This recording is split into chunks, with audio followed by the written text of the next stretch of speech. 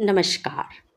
जानिए कैसे हुई भगवान श्री कृष्ण की मृत्यु व कैसे खत्म हुआ पूरा यदुवंश।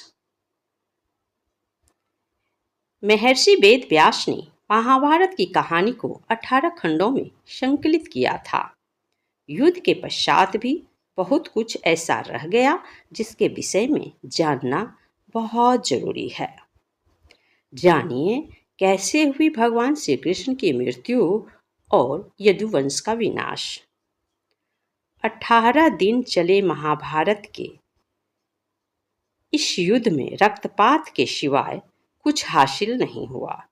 इस युद्ध में कौरवों के समस्त कुल का नाश हुआ, साथ ही पांचों पांडवों को छोड़कर पांडव कुल के अधिकांश लोग मारे गए। लेकिन इस युद्ध के कारण युद्ध के पश्चात एक और वंश का खात्मा हो गया, वो था श्री कृष्ण जी का यदुवंश। महाभारत कौरवों और पांडवों के बीच हुए युद्ध का वो रूप है जिसने कुरुक्षेत्र की मिट्टी तक लाल कर दी थी। कहा जाता है इस भयंकर युद्ध में इतने लोगों ने अपनी जान गंवाई थी कि आज भी उनके लहू से कुरुक्षेत्र की मिट्टी का रंग लाल ही है। महर्षि वेद व्यास ने महाभारत की कहानी को 18 खंडों में संकलित किया था। कुरुक्षेत्र का युद्ध इस ग्रंथ का सबसे बड़ा भाग है, लेकिन युद्ध के पश्चात भी बहुत कुछ ऐसा रह गया जिसके विषय में जानना बहुत जरूरी है, जिसमें भगवान श्री कृष्ण की मृत्यु और द्वारिका के नदी में समा जाने की घटना अत्यंत महत्वपूर्ण है। मौसल पर्व 18 पर्वों में से एक है जो 8 अध्यायों का संकलन है। इस पर्व में भगवान कृष्ण के मानव रूप को छोड़ना और उनकी मृत्यु के पश्चात उनकी नगरी द्वारका के साथ घटी घटना का वर्णन है। आइए जानते हैं क्या छिपा है मौसल पर्व की कहानी के भीतर। इस घटना कुरुक्षेत्र के युद्ध के 35 साल बाद की है। कृष्ण की द्वारका नगरी बहुत शांत और खुशहाल थी, जहां युवाओं के भीतर चंचलता बड़ी ही सामान्य थी और वे सभी भोग विलास में लिप्त रहते थे। एक बार कृष्ण के पुत्र शाम को एक शरारत सूझी। स्त्री का वेश लेकर वह अपने दोस्तों के साथ ऋषि विश्वामित्र, दुर्वासा, वशिष्ठ और नारद से मिलने गया। वे सभी भगवान श्री कृष्ण के साथ एक औपचारिक बैठक में शामिल होने के लिए द्वारिका आए थे। स्त्री के भेष में शाम ने ऋषियों से कहा कि वो गर्भवती है, वे उसे ये बताए कि उसके गर्भ में बच्चे का लिंग क्या है। उनमें से एक ऋषि ने इस खेल को समझ गया और क्रोधित होकर शाम को श्राप दिया कि वो लोहे के तीर को जन्म देगा, जिससे उसके कुल और साम्राज्य का विनाश होगा। शाम ने ये सारी घटना उग्रसेन को बताई। उग्रसेन ने शाम से कहा कि ये तांबे के तीर का चूर्ण बनाकर प्रभास नदी में प्रवाहित कर दे। इस तरह उन्हें उस श्राप से छुटकारा मिल जाएगा। शाम ने सब कुछ उग्रसेन के कहे अनुसार ही किया। साथ ही उग्रसेन ने यह भी आदेश दिया कि यादव राज्य में किसी भी प्रकार की नशीली सामग्रियों का ना तो उत्पन्न किया जाएगा और ना ही वितरण। इस घटना के बाद द्वारका के लोगों ने विभिन्न अशुभ संकेतों का अनुभव किया। सुदर्शन चक्र, कृष्ण के शंख, उनके रथ और बलराम के हल का अदृश्य हो जाना, अपराधों और पापों में बढ़ोतरी होना, लाज श्रम जैसी चीजों का समाप्त हो जाना। चारों ओर अपराध, अमानवीयता और पाप का साया था। बुजुर्गों और गुरुओं का असम्मान, निंदा, द्वेष जैसी भावनाओं में उल्लेखनीय बढ़त आदि सब द्वारका के लोगों का जीवन बन गया था। ये सब देखकर भगवान कृष्ण परेशान हो गए और उन्होंने अपनी प्रजा से प्रभास नदी के तट पर जाकर तीर्थ यात्रा कर अपने पापों से मुक्ति पाने को कहा।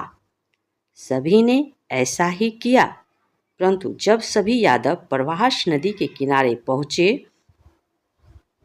तो वहां जाकर सभी मंदिरा के नशे में चूर होकर भोग विलास में लिप्त हो गए।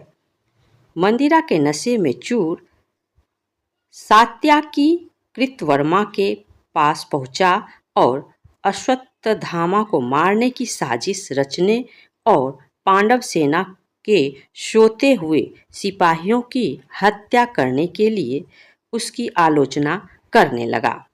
वहीं कृतवर्मा ने भी सात्याकी पर आरोप मढ़ने शुरू कर दिए। बहस बढ़ती गई और इसी दौरान सात्याकी हाथ में से कृतवर्मा की हत्या हो गई। कृतवर्मा की हत्या करने के अपराध में अन्य यादवों ने मिलकर सात्याकी को मौत के घाट उतार दिया। जब कृष्ण को इस बात का पता चला तो वे वहां प्रकट हुए और एड़का घास को हाथ में उठा लिया।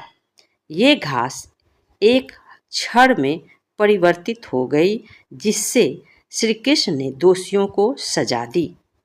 मदिरा के नशे में चूर सभी ने घास को अपने हाथ में उठा लिया और सभी के हाथ में मौजूद वो घास लोहे की छड़ बन गई, जिससे सभी लोग आपस में ही भिड़ गए और एक दूसरे को मारने लगे।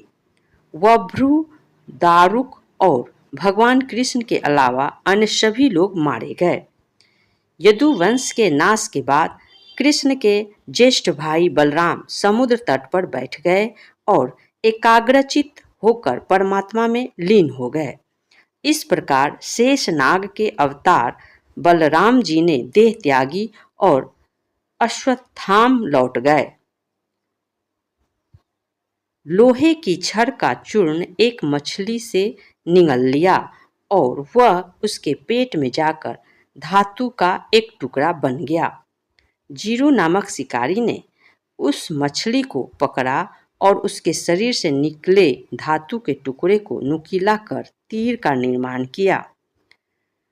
कृष्ण वन में बैठे ध्यान में लीन थे। जीरू को लगा वह कोई हिरण है।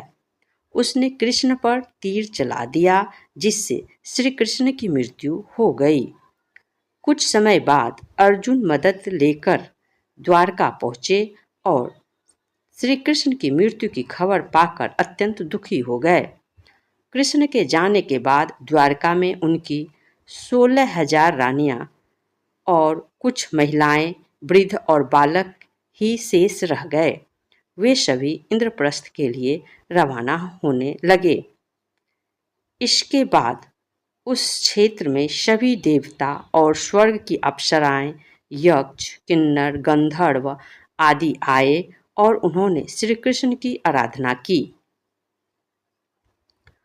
आराधना के बाद श्री कृष्ण ने अपने नेत्र बंद कर लिए और वे सशरीर ही अपने धाम को लौट गए। महाभारत युद्ध की समाप्ति के बाद जब युधिष्ठिर का राज तिलक हो रहा था, तब कौरवों की माता गंधारी ने महाभारत युद्ध के लिए श्री कृष्ण को दोषी ठहराते हुए श्राप दिया कि जिस प्रकार कौरवों के वंश का नाश हुआ है, ठीक उसी प्रकार यदुवंश का भी नाश होगा। गंधारी का श्राप यदुवंश पर पड़ गया और यदुवंश का विनाश हो गया। इस प्रकार यदुवंश का विनाश हुआ। आपको ये जानकारी कैसी लगी?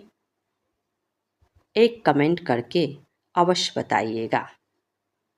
और हाँ, हमारे चैनल को लाइक, शेयर और सब्सक्राइब करना ना भूलिएगा। आपके ही सहयोग से ये चैनल आगे बढ़ रहा है। आप हमारे वीडियो को देखते हैं। बहुत बहुत धन्यवाद। हमारा वीडियो पूरा देखने के लिए आपको बहुत बहुत धन्यवाद।